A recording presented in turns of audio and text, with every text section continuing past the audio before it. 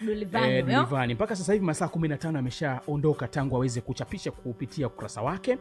Aliandika, ukiwa ni msichana mdogo ambaye hushawahi kuolewa halafu ukaachika kutokana na tabia zako mbaya za kutotulia na mwanaume mmoja kipindi ambacho ulikuwa ndoani, acha kushauri wasichana wadogo wenye maadili na hulka za kike wasioolewa.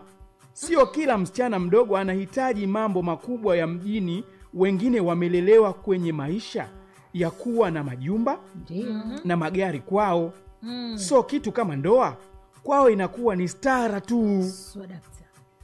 Ujumbe kaishwa hivyo, kaeka pini, lakini chini pia kuna kisabu ujumbe ambacho kinasukumizia pale. Akaandika, dada zangu wenye umri mdogo, ukipata bahati ya kuolewa na mtu mwenye akili zake na unampenda, usisite kisa maneno au maisha ya hawa mashangingi wa mtandaoni. Hebu rejelea hapo mashangingi tena. Ujumbe mdogo nikinukuu.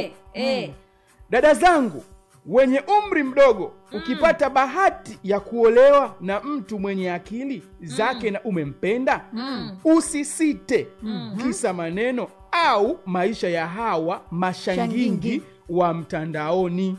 Neno shangingi ndio mstari mtandaoni. Kwa hiyo hapa hii ni dongo ambalo kuna mtu anapewa.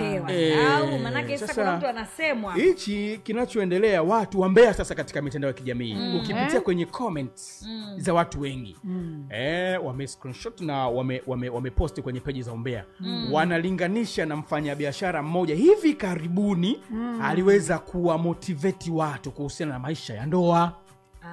Kwa hiyo inahusishwa kwamba Dulivani huenda amemjibu huyo mtu ambaye, na ukizingatia mfanyabiashara aliingia kwenye ndoa na ndoa yake mapito yake makazi jutu yalikuwa hapo ndani. Sio aliwahi, si bado hapo kwenye yupo ndoani.